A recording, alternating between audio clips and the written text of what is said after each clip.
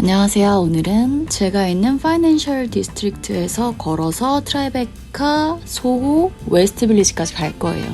이 모든 지역을 소개해 드릴 생각입니다. 이날도 역시 날씨가 좋았고요. 트라이베카는 예전에 청담동에 트라이베카라는 라운지가 있었어요. 혹시 아시는 분 계실까 모르겠네요. 아무래도 이 지역에서 이름을 따온 것 같아요. 트라이베카는 뉴욕 맨하튼 남서부에 있는 고급 주거 및 상업 지역이고요. 트라이앵글 빌로우 캐널 스트리트의 약자로 캐널 스트리트 남쪽에 위치하는 공간이에요. 캐널 스트리트 위쪽은 소호입니다. 이 동네는 원래 산업지역이었는데 1970년대 이후 예술가들이 몰리면서 고급화되었다고 해요. 오늘날에는 유명 인사들이 많이 살고 있고 트라이베카 영화제가 있대요. 그 영화제는 2002년에 로버트 드니로랑 제인 로젠탈이 9.11 테러 이후 다운타운 지역을 재활성화하기 위해 이 영화제를 설립했다고 합니다. 전 세계 독립영화 다큐멘터리를 선보이고 있다고 해요. 뉴욕의 중요한 문화 행사 중 하나라고 합니다. 제가 찍고 있는 호텔은 록시 호텔이에요. 친구가 이 호텔의 재즈바를 추천해줬거든요. 재즈바 이름은 장고입니다. 가보고 싶었는데 안타깝게도 갈 시간이 없어서 못 갔어요. 이 호텔에서는 영화도 볼 수 있어요. 저기 오른쪽에 보시면 포스터들이 보이죠? 이 호텔의 컨셉이 재즈, 영화, 예술 이런 것과 현대적인 편의시설의 결합이라고 합니다. 네, 이날 바람이 많이 불었어요. 소호에 도착했어요. 리처드 비버스 갤러리네요. 소호에는 갤러리와 미술관들이 아주 많습니다. 패션 관련된 상점들도 많고요. 뉴욕에서 가장 스타일리시하고 예술적인 지역이라고 합니다. 원래는 섬유공장, 창고 등이 있었던 산업지역인데요. 1960년대에 이 지역의 건물들이 비어가면서 예술가들이 저렴한 임대료를 찾아서 이리로 다 왔대요.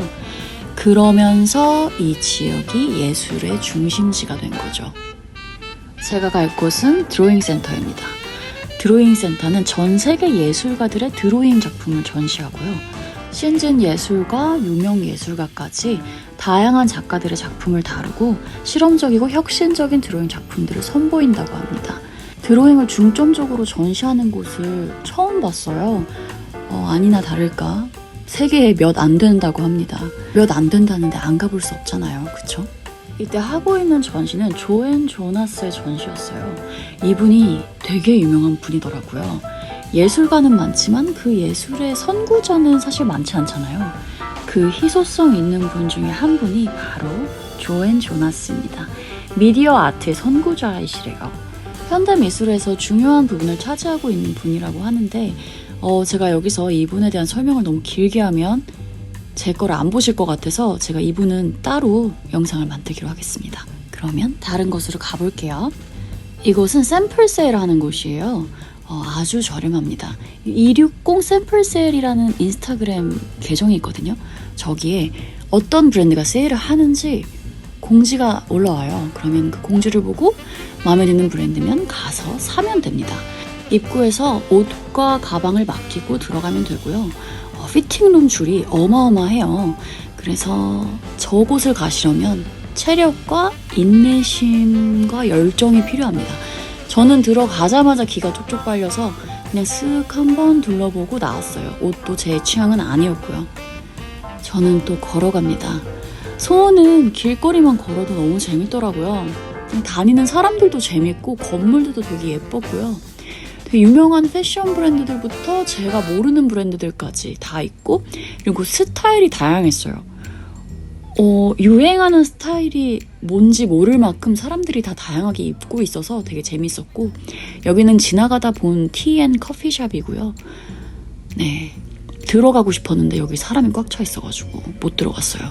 그리고 여기는 악기들을 팔고 있더라고요. 기타에 대해서 전혀 모르지만 삐까번쩍하고 화려해서 한번 찍어봤어요.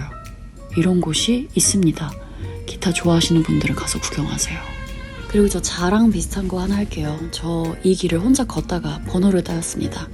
어떤 미국인이 다가오더니 이것저것 물어보더라고요. 뭐 여긴 왜 왔냐, 여기서 공부하냐, 어디 있냐, 기타 등등. 그러다 결론은 주말에 술을 같이 마시자였는데 뭐 그렇게까지 하기는 좀 그래서 그냥 좋은 기억으로 남겼습니다. 알루시 갤러리예요. 여기 한번 슬쩍 구경해 보려고요. 제가 갔을 때는 시손이란 작가의 Waiting to Exhale이라는 전시를 하고 있었어요. 이 작가에 대해서 찾아봤는데 정보가 많진 않더라고요.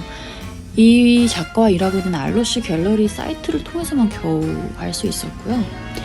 15세 때 개인 활동을 하다가 폭력에 빠져들었고 거기서 벗어나기 위한 수단으로 그림을 그렸대요. 지금 이 전시는 흑인 여성들이 주인공이에요. 짧게 읽어본 자료를 바탕으로 정리를 해보자면 이 작가는 끊임없이 억압받고 오해받고 그런 흑인 여성들의 아름다움 그리고 풍부한 내면 그런 것들을 표현하고자 한 것 같아요. 그리고 또 이 전시의 타이틀과 함께 연관지어 생각해보면 숨을 내쉬는 것을 참는다는 건 이제 곧 내쉴 거라는 얘기로 들리거든요. 그래서 이제 곧 흑인 여성들의 시대가 온다. 이제 사람들이 흑인 여성들의 아름다움을 모두 다 알게 될 것이다. 이런 느낌을 받았어요. 그림이 굉장히 강렬하고 힘이 있거든요. 그래서 그런 의지가 느껴졌던 것 같습니다. 인상 깊었어요.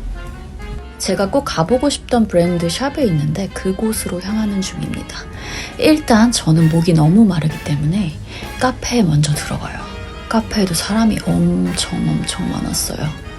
되게 공간이 작았는데 손님이 꽉 차가지고 낑겨서 기다렸습니다. 기다리는 동안 심심해서 얼굴도 한번 찍어보고요. 음악도 듣고 매장 구석구석 구경도 해봤어요. 에메 레온도르 옷들이 굉장히 센스있고 예쁘고 힙한데 카페 인테리어도 이 작은 공간을 되게 알차고 예쁘게 꾸며놨더라고요. 음료도 맛있었어요. 달지 않고 상큼한 아이스티였습니다. 이제 매장을 들어가려고 했는데요. 저 문전박대 당했습니다. 이때가 오후 4시 40분이었는데 영업시간이 오후 7시까지거든요. 근데 대기가 다 찼다고 안 된대요. 그래서 못 들어갔어요. 그래서 다른 날 갔는데 제가 그날은 내부 영상 촬영을 안 했더라고요. 그래서 공식 홈페이지 영상을 좀 빌려왔습니다. 에메 레온도르는 2014년 뉴욕에서 설립된 패션 브랜드고요. 테디 산티스가 이 브랜드를 만들었어요. 에메 레온도르 의미는 프랑스어로 사랑이라는 뜻의 에메, 아버지의 애칭인 레온, 도르는 그 테디 산티스 본명이 시오도르래요. 그곳에서 도르를 따왔습니다. 남성복 중심의 브랜드고요. 스트릿웨어랑 클래식 웨어의 결합이라고 보시면 돼요. 컬러감이 되게 좋아서 색감이 중요한 저에게는 정말 매력적인 브랜드입니다. 여성복도 있더라고요. 많진 않지만. 근데요, 그냥 남성복을 여자가 입어도 예쁜 것 같아요. 어쨌든 남녀 모두에게 추천하는 브랜드입니다. 저는 이제 걸어서 웨스트 빌리지까지 갈 거예요.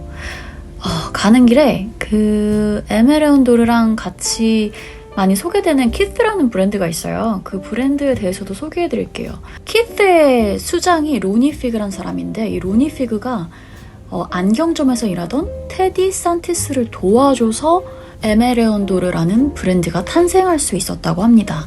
뗄래야 뗄 수 없겠죠? 키스는 에메 레온도르보다는 좀 더 스트릿 감성에 가까워요. 물론 키스도 소호의 매장에 있어요. 저도 갔었는데 아쉽게도 영상은 찍어오지 못했습니다. 근데 키스는 서울에도 매장이 있어요. 얼마 전에 성수동에 오픈을 했고요. 그래서 저도 가서 옷도 구매하고 신발도 구매하고 했어요. 매장 인테리어도 예쁘고 위층엔 브런치 카페도 있고요. 아이스크림 가게도 있으니까 성수동 가시는 분들은 구경 한번 가보세요. 여러분, 제가 걷다가 좀 이상한 걸 발견했어요. 디저트 샵인데 유리창에 써 있습니다. 뉴욕에서 가장 나쁜 디저트 샵이라고. 모양이 조금 이상했죠? 그리고 저기는 줄이 길게 서 있어서 궁금해서 찾아봤어요. 리뷰들도 좋더라고요. 다음에 가봐야겠어요. 이제 소호 구경은 끝났고요. 웨스트 빌리지로 넘어가려고 하는데 소방차로 보이는 차가 지나가더라고요. 저기 써있는 FDNY가 Fire Department 뉴욕의 약자입니다. 소방서가 근처에 있는 건가 했는데 역시나 여기 소방서가 있었어요. 미국의 소방서는 어떻게 생겼을까 궁금하지 않나요? 그래서 슬쩍 찍어봤습니다. 저 안에 놓인 영정사진들은요, 9.11 테러 때 순직하신 분들의 사진이었어요. 저렇게 기리는 모습 되게 배울 점이라고 생각했습니다. 이제 여기부터는 웨스트 빌리지예요. 분위기가 좀 많이 달라졌죠. 웨스트 빌리지는 그리니치 빌리지의 서쪽인데요. 역사적으로 보헤미안 문화의 중심지로 알려져 있다고 합니다. 뉴욕 대부분의 지역과는 다르게 체계적인 격자형이 아닌 불규칙한 패턴으로 이루어진 골목길과 좁은 도로가 이 지역의 특징이고요.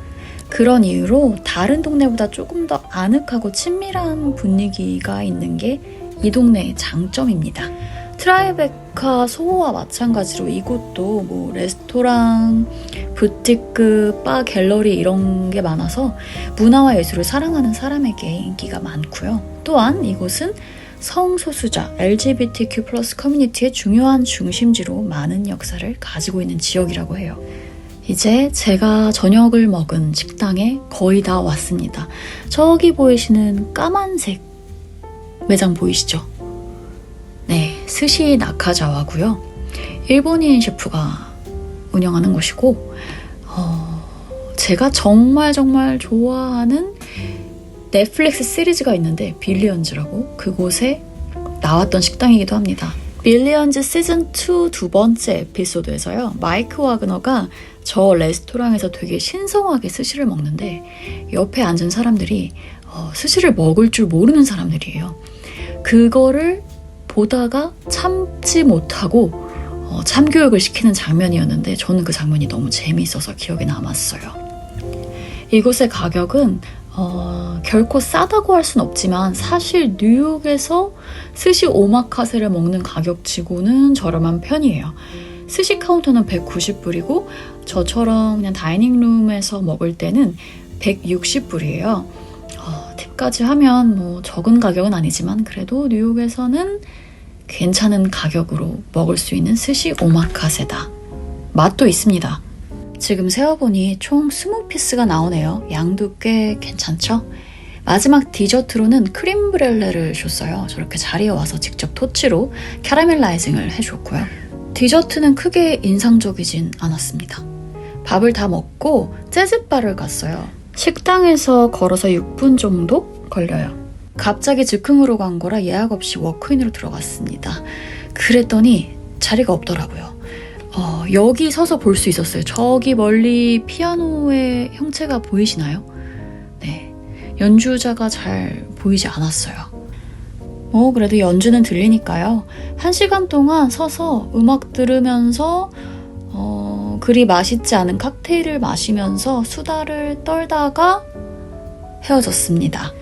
이날 너무 아쉬워가지고 다른 날에 스몰스 재즈바를 예약하고 갔어요. 스몰스는 메즈로와 같은 소유주가 운영하고 있고요. 스몰스가 원조예요. 1994년에 개장한 전통 있는 재즈 클럽이 스몰스고요. 메즈로는 2014년에 개장했고 피아노바 형식이고요. 스몰스에 비해 좀 더 차분하고 고급스러운 환경에서 재즈를 감상할 수 있는 장소로 알려져 있습니다. 그리고 메즈로와 마찬가지로 스몰스도 칵테일은 그리 맛있지가 않아요. 저는 이날 레모네이드를 마셨습니다.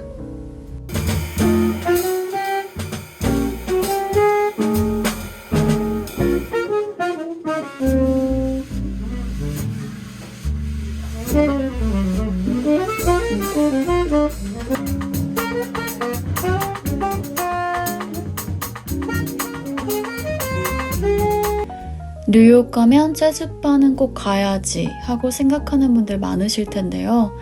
스몰스와 메즈로 추천드립니다. 가격도 크게 부담스럽지 않고 분위기도 좋아요. 뉴욕 가셔서 재즈 꼭 즐겨보시길 바래요. 오늘도 시청해주셔서 너무 감사드리고요. 저는 또 빠른 시일 내에 찾아뵐게요. 안녕히 계세요.